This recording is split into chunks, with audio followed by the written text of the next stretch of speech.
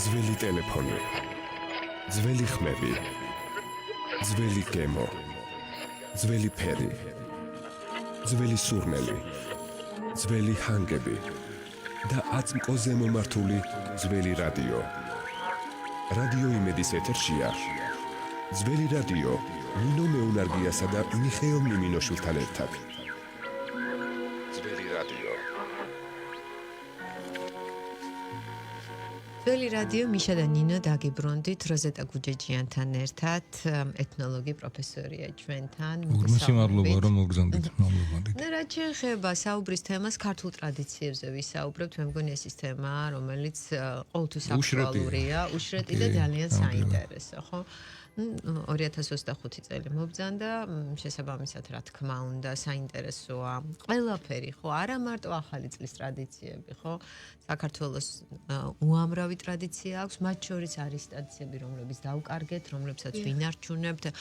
ეს იქნება ახალი წლის შეხვედრა, იქნება სუფრა, იქნება გლოვა და ჭირი ყველა საშოროს ღმერთმა, ქორწილი იქნება, ულევად შეიძლება ამაზე საუბარი, ხო? National Geographic-მა გამოაქვეყნა რამდენიმე თვის წინ და ამ ტრადიციებს შორის აღნიშნული იყო ორი ახალი წელი შოუბა იანვარში ღვინის ფესტივალის როგორც ახალი ტრადიცია რაღაც 10-ის ამოვიწერე სუფრის უფროსი ბორჯომი როგორც ჯადოსნური მენეუწყალი ჭიდაობა ქარვისფერი ღვინო და სტუმართ მოყარეობა რაც თავარია და ეს რა თქმა უნდა ძალიან ზერელი და ძალიან ზედაპირული და უფრო ტურისტებზე გათვლილი ისეთი ცნობებია ძალიან მწირი მაგრამ არის ამაში რაღაცა სინოდლე და სტუმართ მოყარეობა და სუფრა და ის ქართული ხასიათი რითაც ჩვენ გამოვირჩევით ეს მუდმივად შერწყმულია იმ ტრადიციებთან რომელიც იყო და საბედნიეროდ ნარჩუნდება. და დავიწყოთ საუბარი. და დავიწყოთ საუბარი.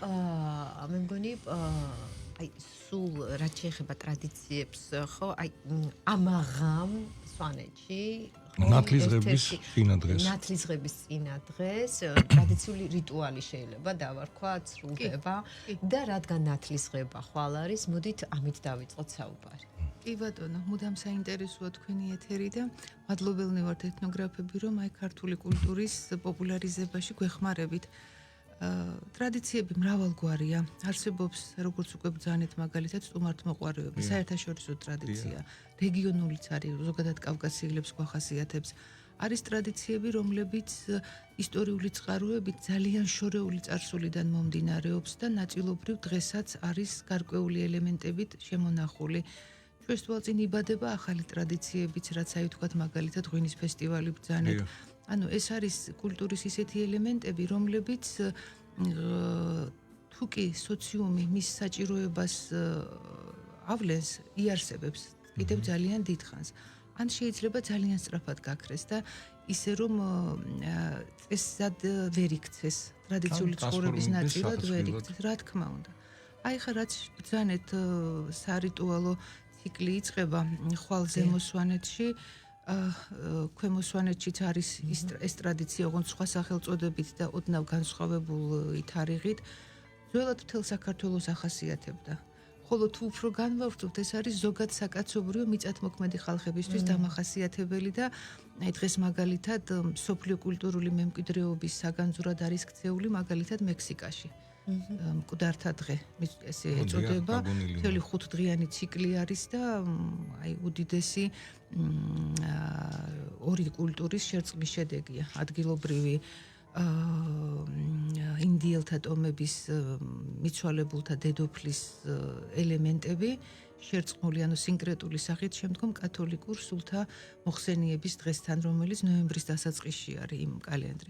მივიღეთ ასეთი ხალხური სახე. ახლა რაც შეეხება ჩვენთან, შემოგვენახა ამ ეტაპზე ესოდენ მასშტაბურად მხოლოდ ამ წუთში, მხოლოდ სვანებში. რა სახელწოდებით? მთაშიც და ბარად მცხოვრებთა შორისაც. ზემო სვანეთში ამას ჰქვია ლიფანალი, ანუ დაფენა, ტრაპეზის დაფენა, ხოლო ქვემო სვანეთში პირდაპირ მნიშვნელობით სულთა დღე, ქუნარეშ, სუფიქსი და დართული. არსი ორივეგან ერთნაირი არის. ეს არის ძალიან შორეული წარსულიდან მომდინარე ტრადიციის ანარეკლი, როდესაც აი მიწათმოქმედი ხალხები მიიჩნევდნენ, რომ წელიწადში არის ერთი დღე, როდესაც თითქოს და სამყაროს კარი იხსნება, მიღმიერი და იმქვეყნიური უკავშირდება ერთმანეთს.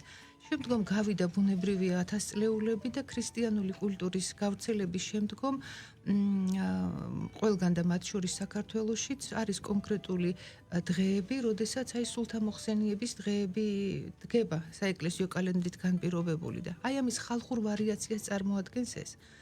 მთელ საქართველოში ფიქსირდება მე-20 საუკუნის 40-იან წლებამდეც კი ამ ტიპის სხვადასხვა დროს ოღონდ რიტუალები, აი ხა მაგალითად ლეჩხუმში რაჭაში ახლაც ნაწილობრივ შემორჩენილია მთიულეთის რამდენიმე ოჯახი თავისი კონკრეტული წესჩვეულებებით ასრულებს თუშებიც და ასე შემდეგ. არა, სხვადასხვა თარიღები არის ძირითადად, მაგრამ არსით ერთი და იგივე არის. ხა სვანეთში როგორ სრულდება თუ სიტყვა არ გამიგრძელდა?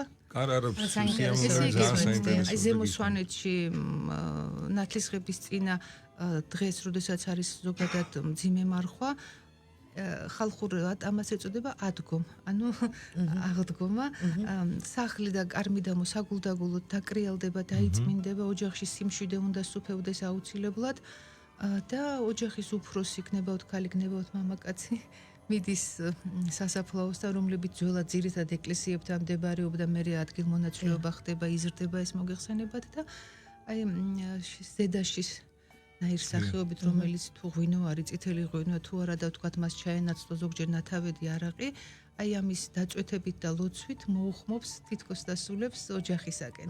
სადაც მათ სიმყუთროვე ხვდებათ, სიწყნარე ხვდებათ, გაშლილი ტაბლა დიახ და ძველი მასალით უფრო რომელიც კლასიკური შედარებითი სახით ვერაბარდავილძეს აქვს აღწერილი დიდ ეთნოლოგს, აი ვთქვათ ჭიანურზეც უკრავდნენ, ზღაპრებს ყვებოდნენ და სასიამოვნო მიკროკლიმატს ქმნიდნენ ოჯახში და იმის მიხედვით თუ წლიური ციკლი როგორი არის, ეს შეიძლება მთელი კვირაც გაგრძელდეს.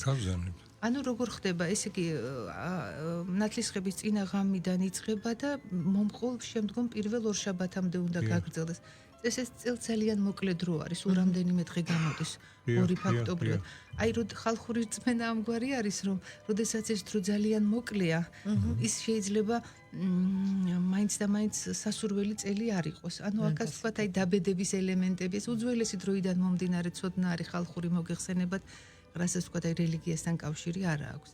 ქვემო სვანეთში ძველით ახალი წლის ხუთშაბათს დგება და გრძელდება.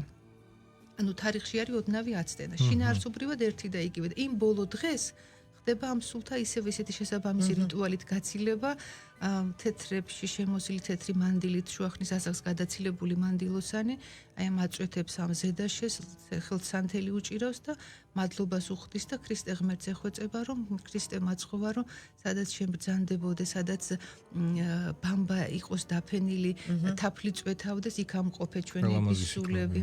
ეგ ძალიან ის ინკლუზიური ელემენტებიც არის ჩემო ძვირფასებო, მაგალითად ესეთი თუ კი ვინმეს მიცვალებული ახსოვთ წინაპარი რომ იყო თქვათ კოჭლი, ისო ნაკლები სისწრაფით ივლისო და ამიტომ აი მისთვის კიდევ აი განსაკუთრებული ცალკე რიტუალი არის და ჩვენი წინაპარი ჰუმანისტი იყო თავისი არსით და ასეთ მოვლენებს ყურადღებას აქცევდა. აი ქალბატონზე აი არის საინტერესო, იცით რომ რა თქმა უნდა ძალიან მნიშვნელოვანია ტრადიციების შენარჩუნება მით უმეტეს ჩვენი სანაპატარა ერისთვის, თუმცა რა განაპირობებს ტრადიციის კარგვას? ყოფა ცხოვრება იცვლება. ანუ ეპოქალური ცვლილება ზოგიერთ შემთხვევაში თქვათ რაიმე მატერიალურ ტექნიკური პროგრესი, სოციალური ვითარების ცვალებადობა, რაც განაპირობებს ამ ყველაფერს. თუმცა ჩვენ გვაქვს ისეთი ტრადიციები, რომლებიც აი მაგალითად მე-5 საუკუნის წერილობითი ძეგლით, მაგალითად შუშანიკის წამებით, სადაც ხო ადრე ქრისტიანული კულტურისთვის მახასიათებელი ერთი წესი არის აღწერილი, რომ აი დედათა და მამათა ცალ-ცალკე პურობის ტრადიცია.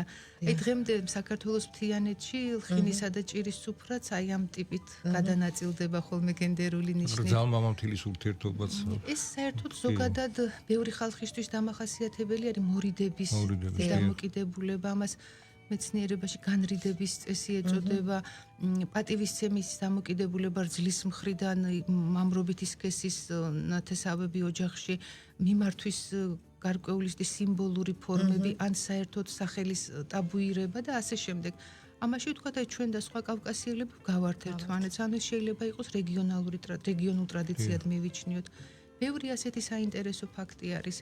მაგალითად ძველი ბერძენი ისტორიკოსები, მთავარსარდლები ბევრი ისეთ ფაქტს აღწერენ იმდროინდელ ჩვენს სახელმწიფოთა და იმდროინდელ ქართველთა შესახებ, რომელთა ერთი ნაწილი მაგალითად თუ შევხედავ სურეთში ჯერ კიდევ ძალიან მაღალ დონეზე არის შემორჩენილი განსაკუთრებით თუშეთში, აი ბუნებრივი საღებავებისაგან ქსოვის შეღებვის და აი ეს თქვა იქ ტაციტუსთან არის აღწერილი და ასე შემდეგ. იქ ორნამენტებსაც თავისი დაპირთული ბუნებრივი. ნაჭრელა საოცარი ხევსურეთში მაგალითად ქარგვის ტრადიციები კონკრეტული.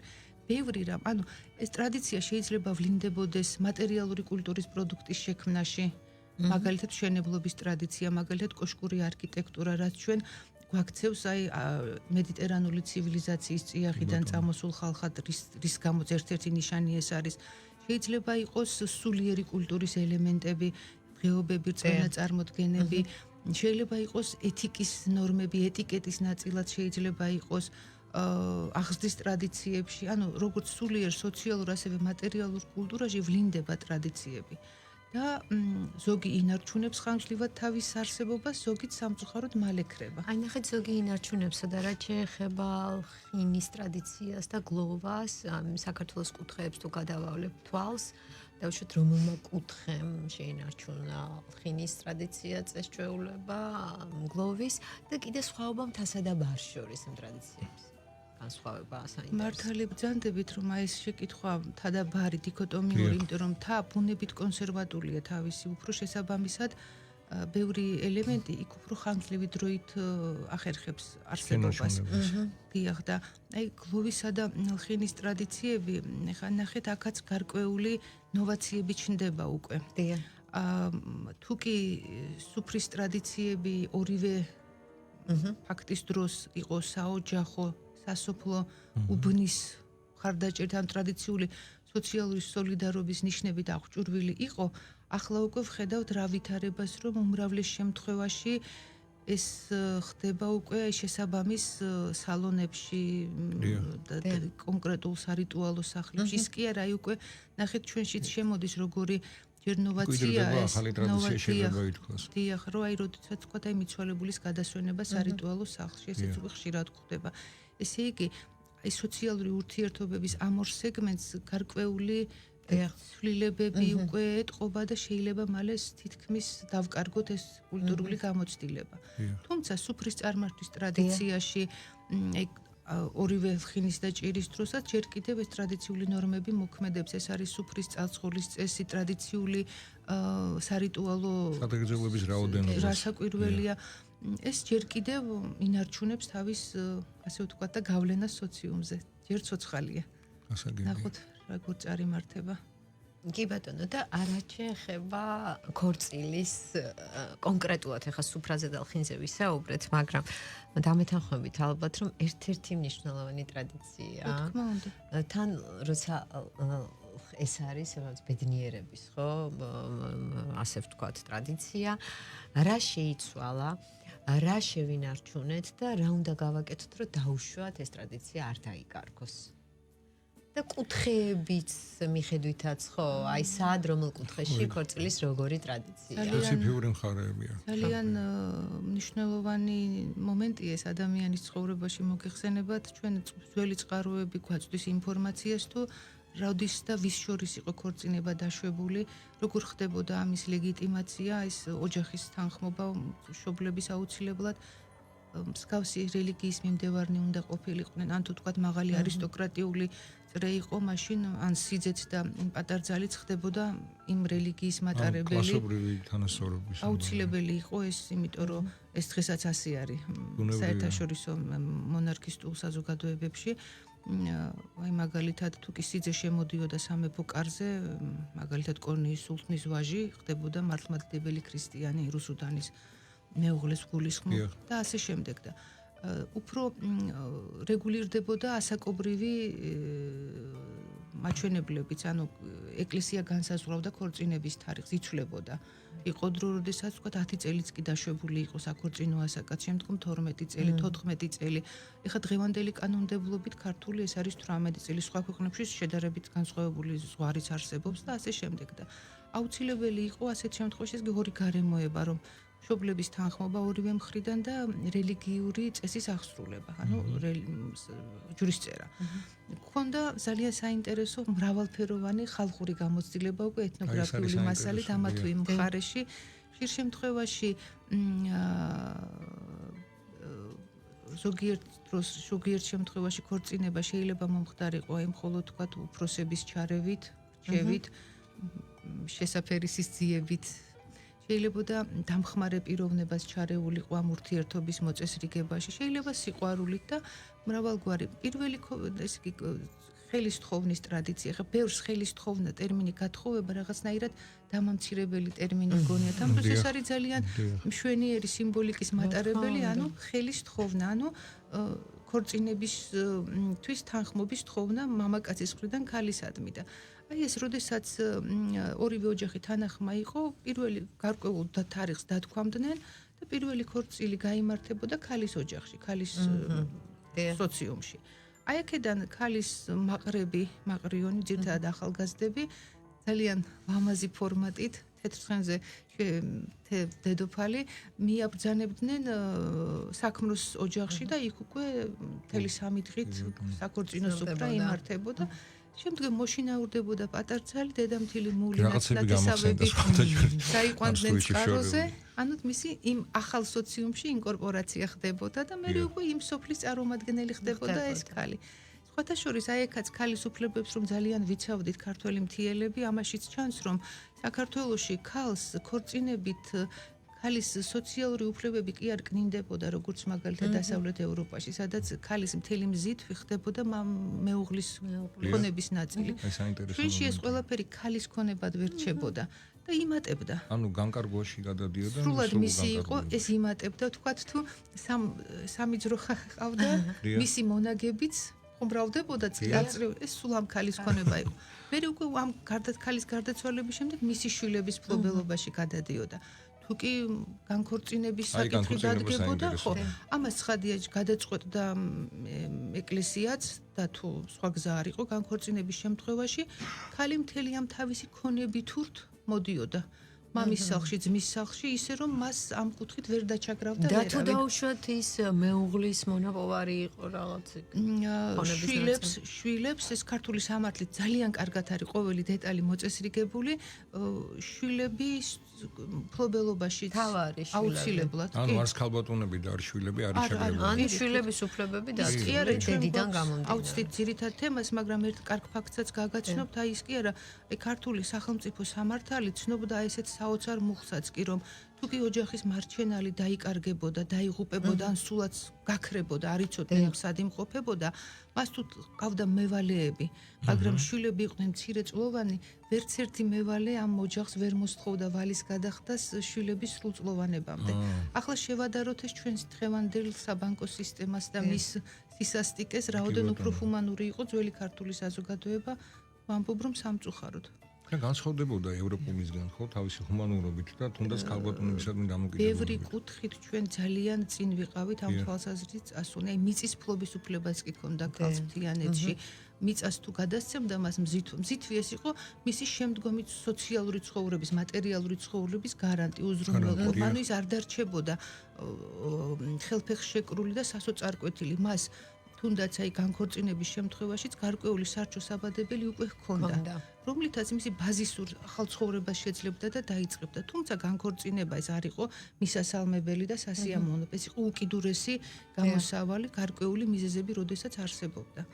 ეხლა თქვენ მოგისმენთ გამიჩნდა სურვილი ძველი ქართული კანონდება არსებობს ეგეთი გამოცემა რომ დაუშვათ გაეცნო და არსებობს შესანიშნავად არის რამდენჯერმე გამოცემა ყველაზე ძველი საკანონმდებლო აქტის კრებული რაც ჩვენ შემოგვრჩა ეს არის ძველი მაგრამ გადაწერილი სავარაუდოდ მე-14 საუკუნეში ეს არის ხელმწიფის კარის გარიგება რომელშიც სახელმწიფო კარის მართვა გამგეობა გარდა ამისა მოგპოვება ფრაგმენტული სახით მაგალითად ბექა აღბუღას სამართალში ჩაკერებული ერთი ნაწილი რომელიც ძალიან ძველი არის შემდგომ ამ ბექა აღბუღას სამართალი კიდევ უფრო ყველაფერს ერთიანობაში მომცველი კონსტიტუციის სახით ეს არის ბოლოს რედაქტირებული, რასაც პირობითად ვახტანგ მე-6-ის სამართალს ვუწოდებთ და ეს ყველაფერი რომ დასრულდა სამწუხაროდ 1900-იანი წლებიდან, უფრო 10 წლიდან ეს უკვე აღარ მოქმედებს დაბრყობილ ქართკახეთში, მე ხდება ასეთი საინტერესო ფაქტი, რომ საქართველოს მთიანეთში აღორძინებას იწყებს ჩვეულებითი სამართალი, ხალხური სამართალი, რომელიც ზეპირი ცოდნით შემონახული სახელმწიფო სამართლის და საეკლესიო სამართლის ერთგვარი სინთეზი არის. რისი ფრაგმენტებიც დღესაც გარკვეულწილად ზოგან ცოცხალი არის. ასე რომ არ დანებდა ეს ქართული სამართალი საბოლოოდ აღმოფხვრას და ცუდი ის არის, რომ არც პირველმა დემოკრატიულმა რესპუბლიკამ და არც შემდგომმა ეს არანაირი ელემენტები არ ასახა ჩვენს სახელმწიფო დღევანდელ სამართალში. კაპიტან რეზიდენტი ინტერესოა თქვენი მოსმენა, თუმცა საეთერო დრო აღარ გვაძლევს ამის საშუალებას და ვფიქრობ ამით დავასრულოთ, რამდენად მნიშვნელოვანია ჩვენის თანამცირერიცხოვანი ერისთვის ტრადიციების შენარჩუნება. ან თუნდაც იმის დაფიქსირება, რაც ჯერჯერობით არსებობს. აუცილებელი არის და საჭირო არის გავაცოცხლოთ ბევრი ისეთი იდეა, რომელიც დღევანდელ ყოფაცხოვრებასაც დაამშვენებს. ამისთვის საჭირო არის შესაბამისი ცოდნის გამოყენება. ამისთვის ვარსებობთ ეთნოგრაფები, რომ თუ კი ვინმეს რაიმე კითხვა გაუჩნდება, უპასუხოთ ამ კუთხით და ეროვნული ტრადიციები, ზოგადად საკაცობრიო ტრადიციების ნაწილია, მაგრამ კიდევ უფრო მნიშვნელოვანი იმითაც არის, რომ ის ეროვნულ კულტურას ასულდგმულებს. ეს არის ჩვენი იდენტობის განუყოფელი ნაწილი. აი ამ ტრადიციების გამო ვართ ქართველები და არა ვთქვათ მაგალითად ფრანგები, თუმცა ბევრი საერთო ტრადიციას გაგვაჩნია, როგორც ქრისტიან ხალხებს, როგორც მიწათმოქმედ ხალხებს და ტრადიციებს უნდა გაუფრთხილდეთ, რისი შენარჩუნებაც შეიძლება შევინარჩუნოთ და შეგვიძლია თქვათ მატერიალურად გამოხატული ეს ელემენტები, აი თანამედროვე გამოყენებითი კულტურის ნაწილადაც ვაქციოთ, რომ უფრო იყოს სოციალურ გარემოში მისი ადგილი დამკვიდრებული. აი ტრადიციების დაბრუნებასთან სულ ასოციაცია მაქვს ჩიჩილაკთან, იმიტომ რომ მახსოვს ჩემს ბავშვობაში მხოლოდ ნაძვის ხეები იყო და ჩიჩილაკი აი დამოუკიდებლობის მოპოვებასთან ერთად შემოვიდა და უკვე დღეს განუყოფელი ნაწილია. ნუ შეიძლება ეს პრიმიტიული მაგალითი მოვიყვანე, მაგრამ ყოველ შემთხვევაში აი მსგავსი რამ უკვე თანაცხოვრება ხდება ტრადიციისა თანამედროვეობასთან ერთად შერწყმულად, ჰარმონიულად და ამაში ცუდი არაფერი არ არის. ნამდვილად. თუკი ერთი წუთი აი მაგალითად ახალი წლის ციკლი არის ახლა ჯერ არ დასრულებული საზეიმოდ აღნიშნა 19-ში დასრულდება.